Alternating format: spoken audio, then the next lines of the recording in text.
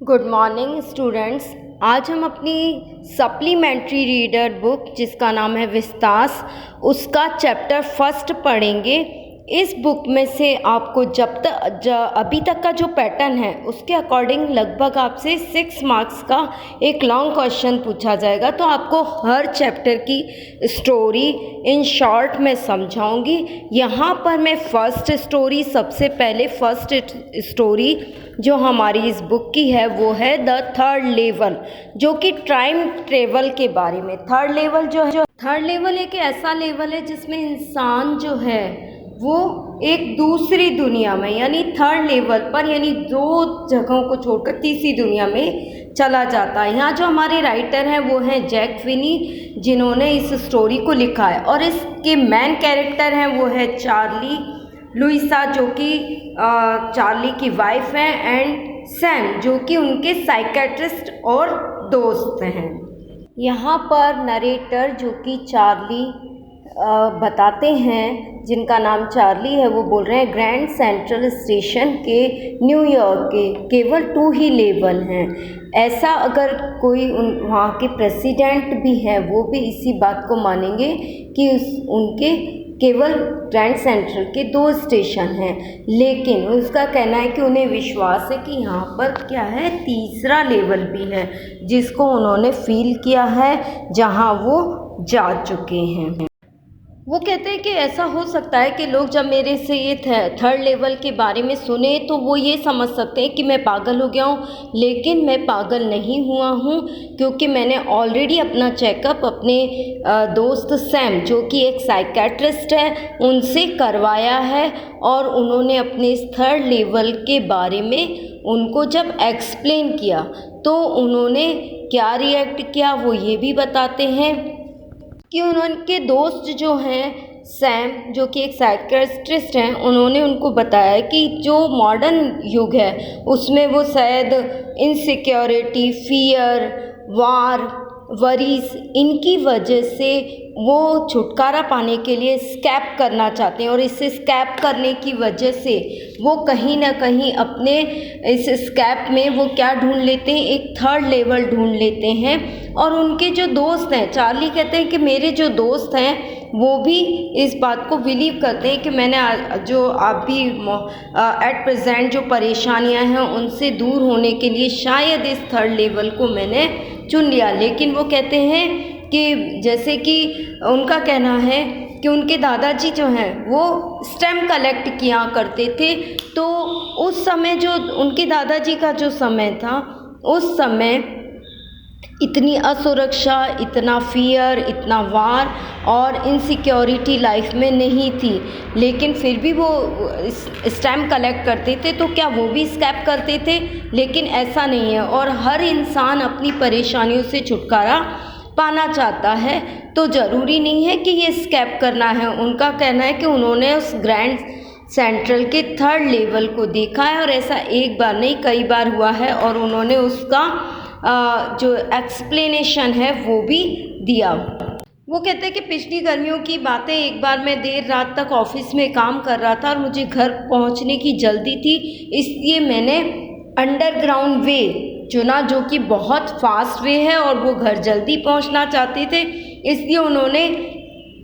उस रास्ते को चुना क्योंकि वो चाहते थे कि वो घर पहुंचकर जल्दी अपनी पत्नी लुइसा के साथ समय व्यतीत करें। तो इसके लिए चार्ली बोलते हैं कि मैं वॉन्डर बिल्ट एवेन्यू से सेंट्रल की ओर मुड़ा और प्रथम यानी फर्स्ट वे की ओर जाते हुए मैं ऐसे रास्ते से गया जहाँ पर आप 20वीं शताब्दी की जो रेलगाड़ियाँ हैं वो भी पकड़ सकते हैं। और उनको कहना है कि मैंने अंडरग्राउंड वे से जाते हुए एक गुंबद वाले दरवाजे की ओर झुका और वो वहाँ खो गए, यानी वो थर्ड लेवल पर पहुँच गए। जहाँ वो कभी कभी कहते हैं कि जैसे जब भी मैं जाता हूँ, एक बार ये ऐसा एक बार नहीं हुआ है, मेरे साथ बहुत सी बार हुआ है और मैं बहुत सी बार इस थर्ड लेवल पर गया हूँ। और वो कभी कभी ये सोचते हैं कि जो थर्ड लेवल की जो ग्रैंड सेंट्रल की जो न्यू जो वे हैं वो जड़ों की तरह, जैसे एक पेड़ होता है ना, एक पेड़ की शाखाओं और उसकी जो जड़ें फैलती है उसकी तरह से वो जैसे जड़ें आगे बढ़ती जाती हैं वैसे वो रास्ता आगे बढ़ता जा रहा है। और उस वो रास्ते से जैसे ये पिक्चर में आपको दिखाई दे रहा है, जैसे आपकी बुक में भी दिया हुआ है कि जैसे एक पेड़ बताया है उसकी शाखाएं फैली है, ठीक उसी तरीके से उनका कहना है कि उनका जो रास्ता है उसके अंदर कई और रास्ते हैं जो उनका थर्ड लेवल है। वो बताते हैं कि जिस गलियारे में वो अंदर घुसते हैं वहाँ बाईं ओर मुड़ जाते हैं और वो काफ़ी सारी ऐसी अलग अलग चीज़ें फेस करते हैं और देखते हैं, और जो उन्होंने देखी हैं और जो महसूस किया, हालांकि कोई उनकी बात पे विश्वास नहीं करेगा, लेकिन उनका कहना है कि जो उन्होंने देखा है वो उसको महसूस करते हैं। और उन्होंने वहाँ पर कुछ ऐसी चीज़ें देखी हैं जो जैसे फर्श पर पीकदान रखे हुए हैं, यानी कोई भी कचरा फेंका जा सके या थूका जा सके उसके लिए। उनकी आँखों पर उन्होंने कई लोगों को अपने आसपास से निकलते हुए भी देखा